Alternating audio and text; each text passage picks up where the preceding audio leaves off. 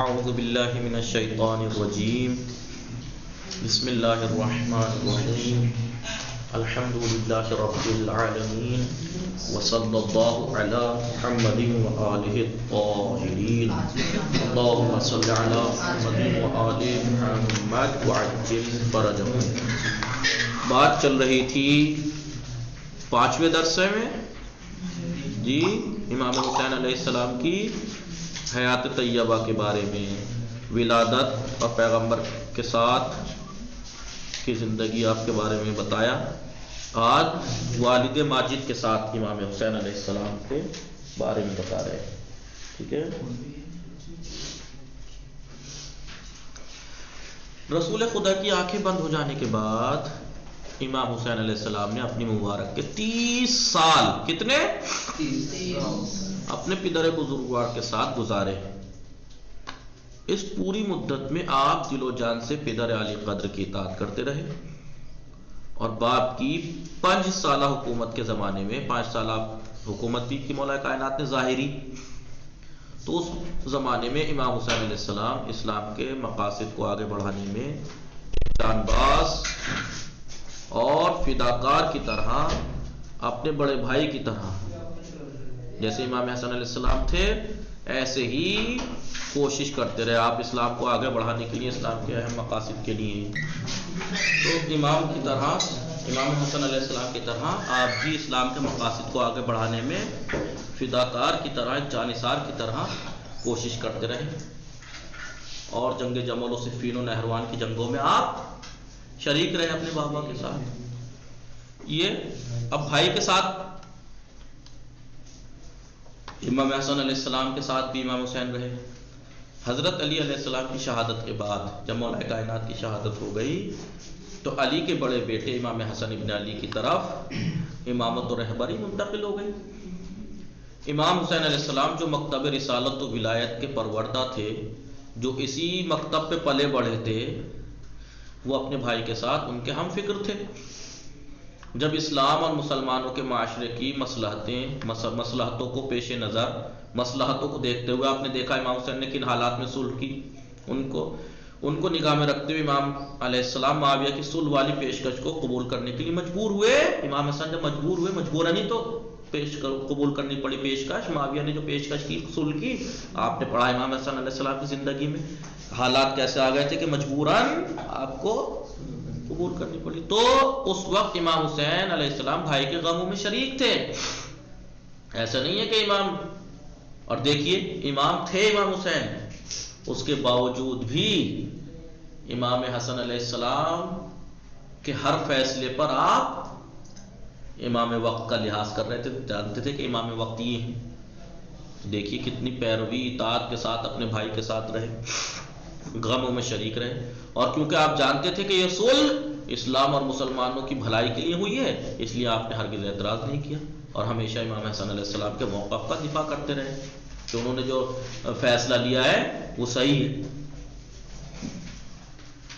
ایک دن معاویہ امام حسن اور امام حسین علیہ السلام کے سامنے، امام حسن اور ان کے پدر بزرگوار امیر المومنین علیہ السلام کی بدگوئی کے لیے لب کشا ہوا، یعنی دونوں کے سامنے امام حسن اور ان کے والد بزرگوار مولا کائنات کو برا بھلا کہنے لگا۔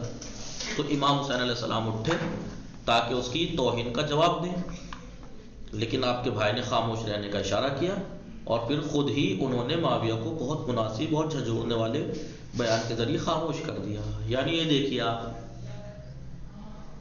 امام حسین تو امام ہیں، لیکن کیونکہ امام حسن بڑے بھائی اور امام ہیں، انہوں نے اشارہ کیا، آپ خاموش ہو گئے۔ اسے کہتے ہیں اطاعت۔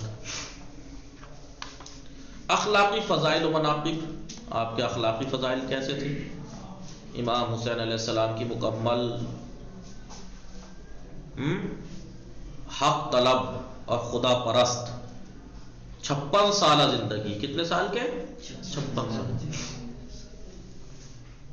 56 سال کی زندگی پر اگر اجمالی نظر ڈالی جائے تو ہم کو یہ پتہ چلے گا کہ آپ کی زندگی ہمیشہ پاک دامن ہی، جی پاک دامن رہے، خدا کی بندگی، خدا کی عبادت، محمدی پیغام کی نشر و اشاعت، جو رسول کا پیغام تھا ان کو پھیلانا، اور انسانیت کے بلند قدروں کی حفاظت میں گزری آپ کی 56 سال کی زندگی. ٹھیک ہے. آپ کو پروردگار کی نماز و بندگی، خداوند عالم کی عبادت، قرآن، دعا اور استغفار سے بڑا شغف تھا، یعنی بڑا شوق شغف تھا، اس میں مشغول رہتے تھے. کبھی کبھی شب و روز میں سینکڑوں رکعات نماز پڑھتے تھے دن رات میں، حتیٰ کہ اپنی زندگی کی آخری رات میں بھی عبادت و دعا سے دستبردار نہیں ہوئے. شب عاشور اس لیے اجازت نہیں مانگی. دیکھیں آپ جانتے ہیں عاشور کے حالات، کربلا کے حالات جانتے ہیں. وہاں زیادہ دن کے لیے زندہ رہنا مطلب اور زیادہ تڑپنا تھا، کیونکہ جب پیاس سے تڑپ رہا ہو آدمی اور پانی نہ ہو، ایک دن کی اور مہلت لے تو اس کا مطلب کیا ہوا؟ زندگی مانگی کہ اور تڑپ. بھائی وہاں پہ جس حالات ایسے تھے کہ جہاں موت آسان تھی، زندگی سخت تھی، اس کے باوجود بھی امام نے عبادت کے لیے مہلت مانگی. اتنا وہ تھا، حتیٰ کہ اپنی زندگی کی آخری رات میں بھی عبادت و دعا سے دستبردار نہیں ہوئے. اور اس رات آپ نے دشمنوں سے مہلت مانگی تاکہ خلوت میں اکیلے میں اپنے خدا سے راز و نیاز کر سکیں. اور فرمایا خدا جانتا ہے کہ میں نماز، تلاوت، قرآن اور دعا و استغفار کو بہت زیادہ دوست رکھتا ہوں، بہت چاہتا ہوں. ابن اسیر نے لکھا ہے، یہ راوی ابن اسیر، انہوں نے لکھا ہے کہ حسین بہت روزے رکھتے، نمازیں پڑھتے اور حج کو جاتے تھے، صدقہ دیتے تھے، تمام اچھے کاموں کو آپ انجام دیتے تھے. حضرت ابا عبداللہ حسین علیہ السلام زیارت خانہ خدا کے لیے بارہا پیدل تشریف لے گئے، بہت دفعہ، اور حج کا فریضہ ادا کیا. امام حسین علیہ السلام کی شخصیت ایسی پرشکوہ اور باعظمت تھی، ایسے باعظمت تھی آپ کی شخصیت کہ جب آپ اپنے بھائی امام حسن مجتبی علیہ السلام کے ساتھ حج کے لیے پیدل جا رہے تھے تو تمام بزرگ اور اسلام کے نمایاں افراد جو تھے بڑے بڑے، وہ آپ کے احترام میں مرکب سے اتر پڑے. آپ پیدل چل رہے ہیں تو وہ بھی سواری سے اتر گئے اور آپ کے ہمراہ پیدل راستہ طے کرتے تھے. امام حسین علیہ السلام کا احترام اور ان کی قدردانی کا معاشرہ اس لیے قائل تھا، اس لیے آپ کو احترام کرتا تھا معاشرہ، کہ آپ ہمیشہ لوگوں کے ساتھ زندگی بسر کرتے اور دوسروں کی طرح ایک معاشرے کی نعمتوں اور مصیبتوں میں شامل رہتے تھے، عام لوگوں کے ساتھ شامل رہتے تھے ہر مصیبت میں، اس میں. اس لیے لوگ آپ کا بہت احترام کرتے تھے. اور خداوند عالم پر خلوص ایمان کی بنا پر آپ عوام کے غمخوار اور مددگار تھے، لوگوں کی مدد کرتے تھے، آپ غم میں شریک رہتے تھے. آپ ایک ایسی جگہ سے گزرے جہاں کچھ فقیر اپنی چادر بچھائے ہوئے بیٹھے تھے اور سوکھی روٹیوں کے ٹکڑے کھا رہے تھے. امام حسین علیہ السلام کو ان لوگوں نے دعوت دی تو آپ نے ان کی دعوت قبول کی اور ان کے پہلو میں بیٹھ گئے. اور پھر آپ نے یہ آیت پڑھی، انہ لا یحب المستکبرین، اللہ متکبرین کو دوست نہیں رکھتا. اس کے بعد آپ نے کیا فرمایا؟ آپ نے فرمایا کہ میں نے تمہاری دعوت قبول کی، اب تم بھی میری دعوت قبول کرو. وہ لوگ امام حسین کے ساتھ ان کے گھر آئے. امام نے حکم دیا کہ جو کچھ گھر میں ہے وہ مہمانوں کے لیے لایا جائے. اس طرح آپ نے معاشرے کو تواضع اور انسان دوستی کا درس دیا کہ انسان متکبر نہیں ہونا چاہیے، متواضع ہونا چاہیے. اس حصے کو علائلی کی اس بات، علائلی کوئی راوی ہے، اس بات کے خلاصے کے ساتھ ختم کرتا ہوں جو انہوں نے اپنی کتاب میں ابا عبداللہ حسین کے بارے میں کہی ہے. کیا بات کہی ہے؟ وہ فرماتے ہیں کہ تاریخ میں ہم کو ایسے بزرگ افراد نظر آتے ہیں جن میں ہر ایک نے کسی نہ کسی جہت اور کسی نہ کسی محاذ پر، کسی نہ کسی بارڈر پر اپنی عظمت و بزرگی کو، یعنی الگ الگ میدان میں اپنی بزرگی اور عظمت کو کیا لکھا ہے؟ عالمی حیثیت دی، جس کی وجہ سے وہ پوری دنیا میں مشہور ہوئے. ہاں، علمی عالمی یعنی جہان کی پوری دنیا میں. ہاں، تاریخ میں ہم کو ایسے بزرگ افراد نظر آتے ہیں جس نے کسی نہ کسی جہت سے ایسا کارنامہ کیا جس کی وجہ سے پوری دنیا میں ان کی ایک حیثیت مقام بن گیا، ایک شجاعت میں تو دوسرا زہد میں تو تیسرا سخاوت میں. ایسے ایسے بزرگ لوگ ہیں، کوئی شجاعت میں مشہور ہوا، کوئی زہد میں، کوئی سخاوت میں، کوئی عبادت میں، کوئی کسی میں، کوئی کسی میں.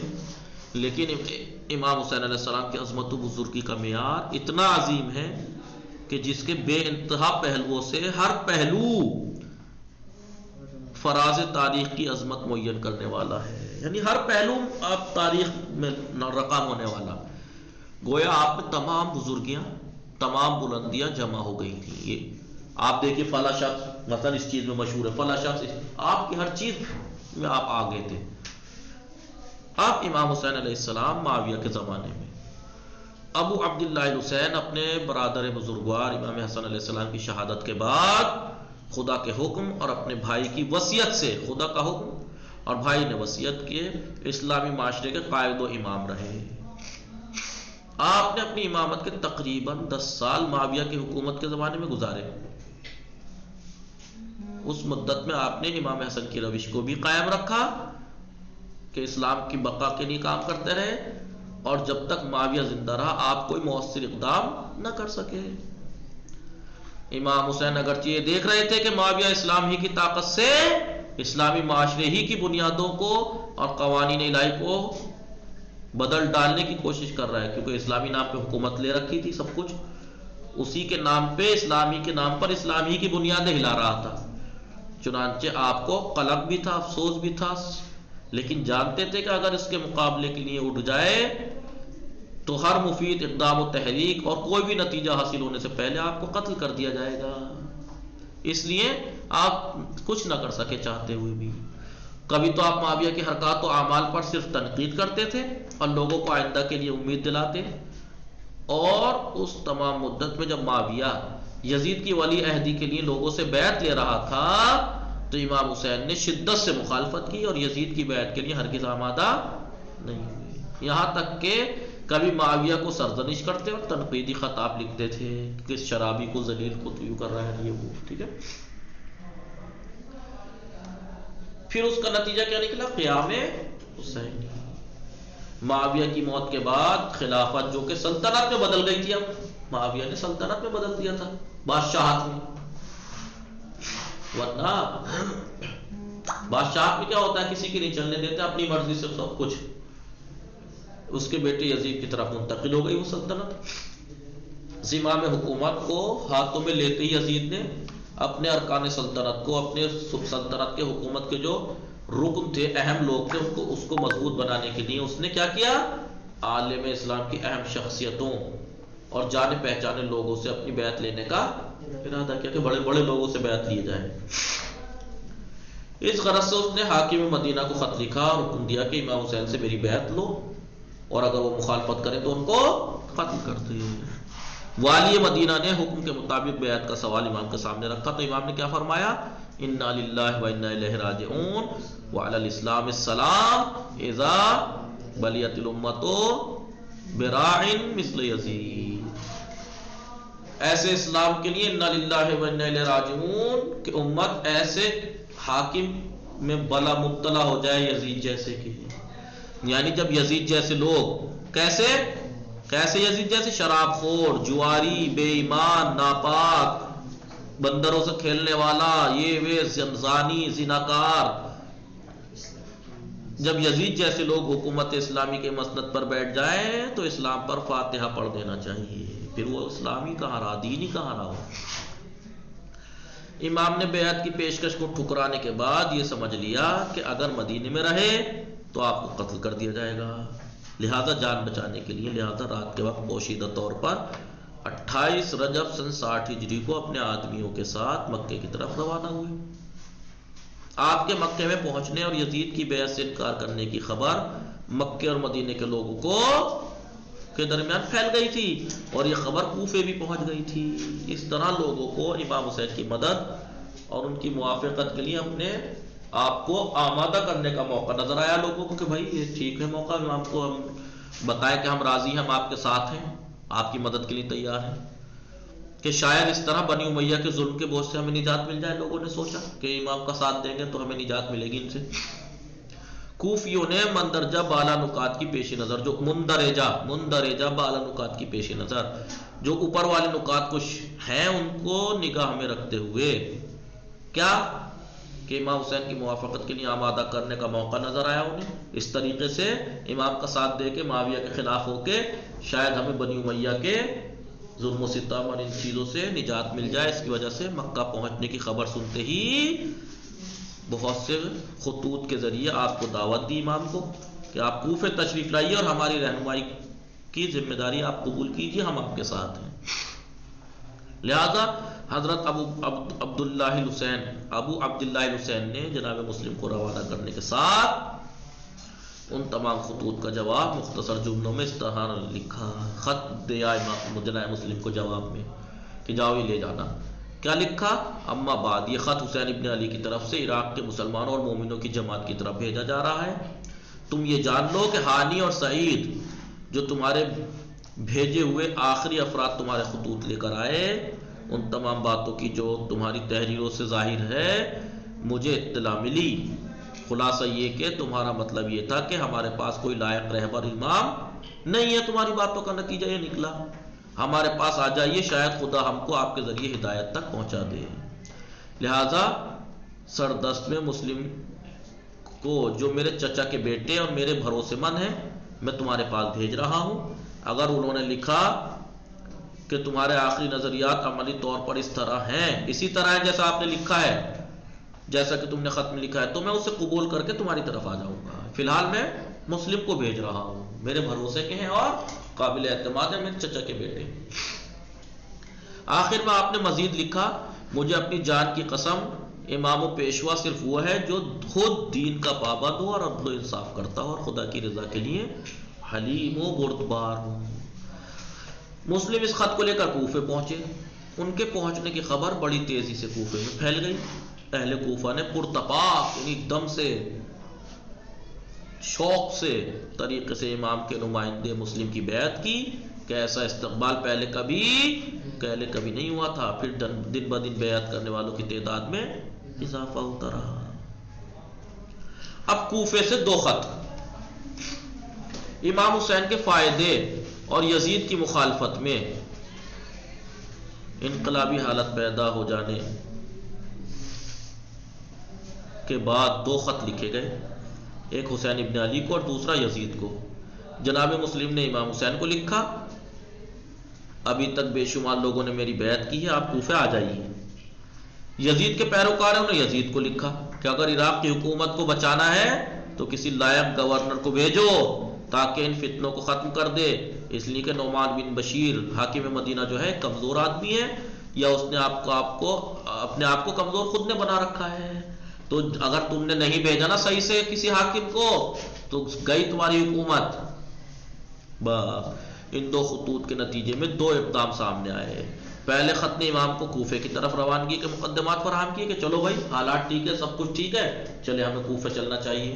اور دوسرا خط جو انہوں نے یزید والوں نے بھیجا تھا، اس نے کیا کیا؟ پہلے حاکم کو معزول کیا، ہٹا دیا اسے، اور اس کی جگہ پر عبید اللہ بن زیاد کو معین کر دیا اس نے اس پر۔ امام حسین علیہ السلام ہر چند کے کوفیوں کو بخوبی پہچانتے تھے، جانتے تھے، ایک مدت گزاری تھی نا باپ والد محترم کی حکومت میں کوفے کی میں، جانتے تھے اچھے سے کوفیوں کو، ٹھیک ہے۔ اور ان کی بے وفائی، ان کے عقیدے کا تزلزل، ان کے عقیدے میں ثبات نہیں تھا، ٹکاؤ نہیں تھا، سب جانتے تھے۔ وہ اپنے پدر گرامی اور برادر بزرگ کی حکومت کے زمانے میں دیکھ چکے تھے، لیکن اتمام حجت کہ حجت تمام کر دی جائے، خداوند عالم کے اوامر کے اجرا کے لیے آپ نے کوفے جانے کا ارادہ کیا کہ اللہ کے احکام جاری کروں گا۔ خصوصاً مکے میں چند ماہ قیام کے بعد آپ نے یہ سمجھ لیا کہ یزید کسی بھی طرح آپ سے دستبردار ہونے کے لیے تیار نہیں ہے، وہ تو قتل کرنے پہ تلا ہے، اور اگر آپ بیعت نہیں کرتے تو آپ کا قتل وہ بھی خانہ خدا کے نزدیک یقینی ہے۔ اس لیے خانہ خدا کی حرمت بچانے کے لیے آپ 8 ذی الحجہ تک، جس دن تمام حاجی مینا کی طرف جانے کا ارادہ کر رہے تھے، آپ مکے میں رہے 8 ذی الحجہ تک، اور حج تمتع کو عمرہ مفردہ سے بدلنے کے بعد اپنے اہل بیت اور اصحاب کو لے کر مکے کو ترک کیا اور عراق کی طرف چل پڑے۔ باقی انشاءاللہ کل پڑھیں گے۔ وصلی اللہ علی محمد وآلہ الطاہرین۔